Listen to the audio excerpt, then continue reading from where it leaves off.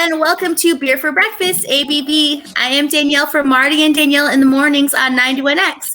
As always, I have my beer drinking partner in crime with me, Brewmaster Paul Segura from Karl Strauss Brewing. And we are stoked to welcome Steve-O and Kevin from Thr3e Punk Ales. What is up, guys? Good afternoon, guys. Thank you for having us. Welcome back. It's been a while. It has been. It's been too long. I missed you guys. We were mid-pandemic last time we hung out. I mean, we're almost at the end. But still, it was like more mid. I don't know. Well, when I found out that Thr3e Punk Ales was going to be at BeerX on August 7th in Belmont Park, I was so insanely excited that you guys are going to be there. And you've brought a couple of the samples that you will be pouring at BeerX. And let's kick things off with Kill the Pour. This is actually one of my favorite Thr3e Punk Ale beers of all time. I was drinking this when I was in the tasting room on Sunday. It was nice to see you on Sunday, Danielle. You came during a busy time, but it was a fun time. I'll tell you what, guys. When you first came on Beer for Breakfast, you guys hadn't even fully opened yet. You didn't have a tasting room yet, and it was really cool being there on Sunday and just seeing how many people were there. And just like from the beginning of not having a tasting room yet to now, you guys are packing that place almost every day. It's really awesome to see. Congratulations to that. Thank you. Yeah. It's definitely been bananas building it and getting it to where it currently is. It's fun. I mean, we have a cool tasting room manager in glasses, but Kevin's the true MVP. He's making some killer beers. He is that. So let's talk Kill the Pour. What's up with this Kill the Pour? Well, Kill the Pour is our rotating hop series IPA. It's kind of a basic blend of churro, some wheat, some crystal malt, but we're always changing the hops. So this hops is the BSG blend that they did for the San Diego Brewers Guild 24th anniversary, I do believe. They wouldn't tell us what hops were in it, so it's kind of like just going by the seat of our pants. We did it. It's 100% that blend in the whirlpool and in the dry hop. I guess Paul can give you the tasting notes. I can't really taste it right now since I'm on the wagon. But hey, Paul, why would they withhold that information from us? The hops being used. So, actually, I don't know. I don't have that information either. They're pretty tightly guarded information. I tried finding out a little bit more info about the hops used because there's kind of an old stigma out there that they might be using hops that are old that they're trying to get rid of or whatever. But I called the Brewers BSG and they told me there's nothing old, that this is all just like, there's nothing older than like 2019, which is still pretty fresh. And they said this is just a blend that they decided to put together to help the San Diego Brewers Guild, so that anybody buys this blend is helping the San Diego Brewers Guild, like you guys. We're all about that. Always helping the community.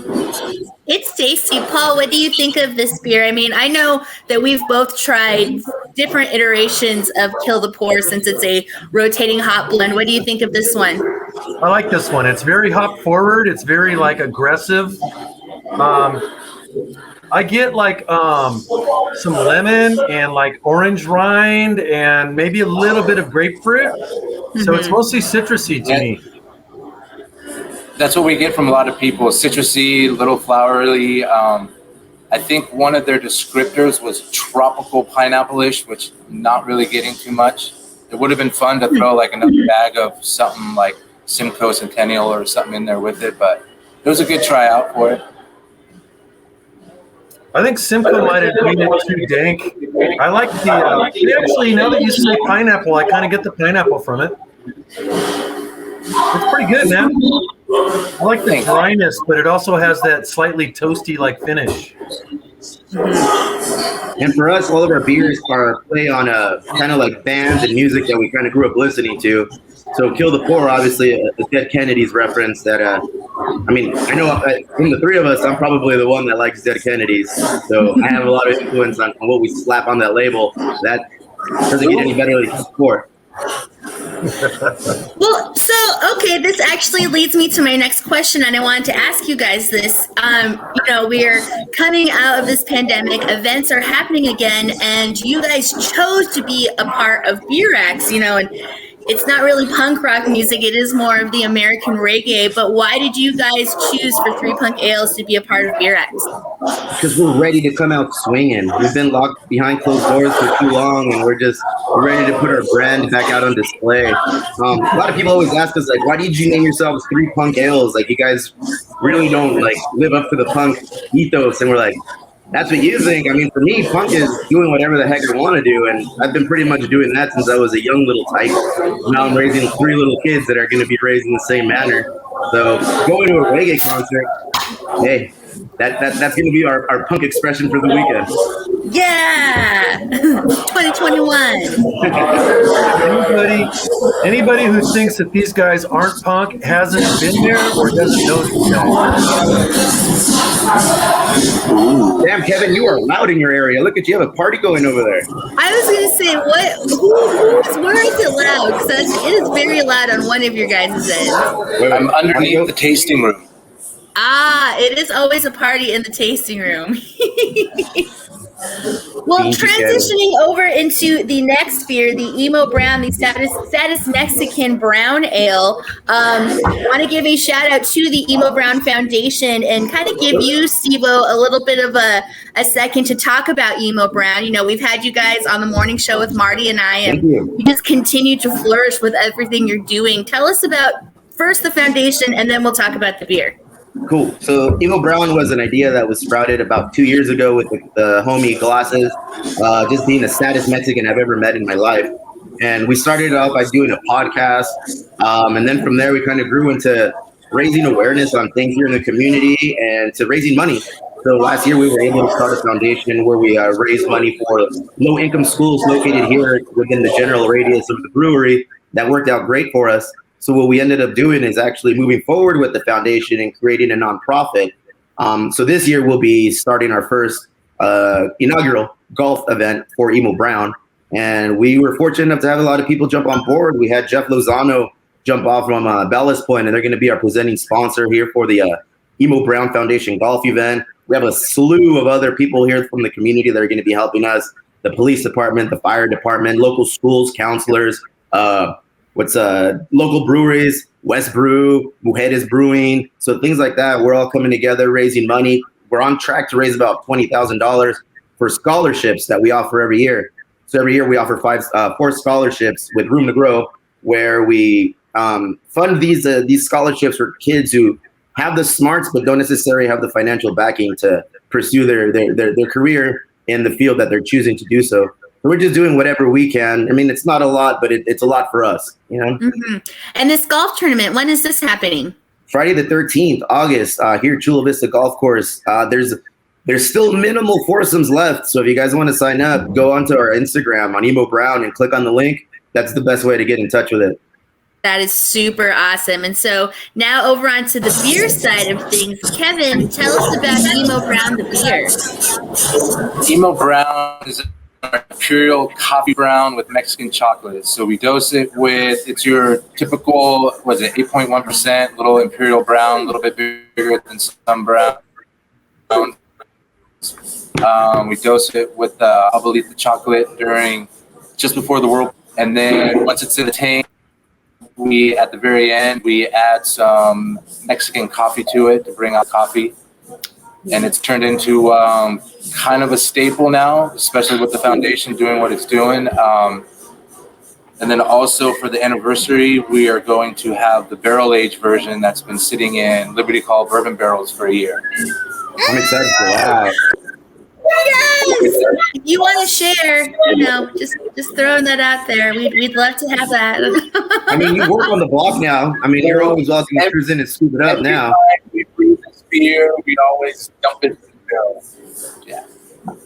Yeah. Yes, I am happy to be part of the 3rd Avenue community now. I am over at 3rd Avenue Ale House there in Chula Vista, which is super awesome. And it's so cool to be neighbors with you guys and be a part of the community. I've always 100% admired everything that Chula Vista has to offer. And honestly, I really have to thank you guys, because if Thr3e Punk Ales hadn't opened on 3rd Avenue, it probably would have taken a whole lot longer for me to discover how awesome Chula Vista and 3rd Avenue is. Mexicans are pretty cool. I vouch for us. Chula Vista, I've never been there. Where is that place?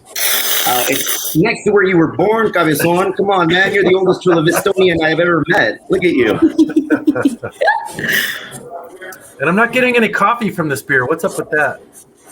Oh, you're getting coffee. I'm kidding. I went and, like, Kevin, when I picked up the beer this morning, Kevin said, taste this, because I'm not drinking right now. And I went, wow, yeah, there's a lot of coffee coming off of this, man. Like, even when you get it near your face, you could smell the coffee. This is beer for breakfast. Yeah, that's what I was going to say. Everybody enjoys this one for breakfast. It's one of our beers that we pour up whenever we have soccer events in the morning. At 6 in the morning, people come out and they're looking for one of two things, the Flama Blanca or the Emo Brown. We'll usually have both of them for you. Well, what is going on with 3 Punk Ales other than, you're going to be a part of BeerX and you've got the Emo Brown Foundation with the golf tournament coming up, but you guys are just like hitting the pavement and going. What is the best way to know everything that's going on with you guys? In the next week, the month of August is going to be our 4-year anniversary. As you know, we were unable to celebrate our 3rd-year anniversary, which would have been awesome.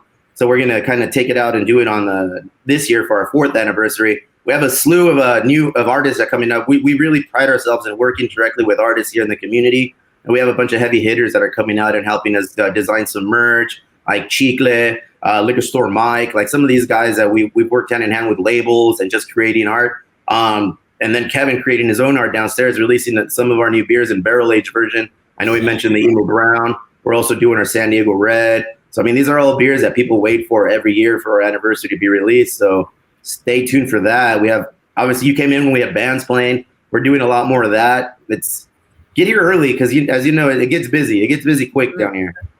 I heard that a certain surf rock band is going to be playing at 3 Punk Ales in the near future. Is this true? I know people. Is this happening, Paul? Are we doing this or what? It's going down, man. It's going to go off. We're going to bring some energy. I mean, there's already good energy there, but it's going to be people moshing and getting crazy and drinking. And we don't want people breaking any hips, bro. Relax. Slow down. Paul Segura with Los Tortugas will be playing at 3 Punk Ales, and make sure you follow 3 Punk Ales on all of the social media to keep up with everything going on. Like I said, you guys are constantly throwing a party or having some kind of event happening at the tasting room, so it doesn't matter what you are into. 3 Punk Ales on 3rd Avenue is definitely the place to be. And with that, would you like to leave anything with the people, Steve or Kevin?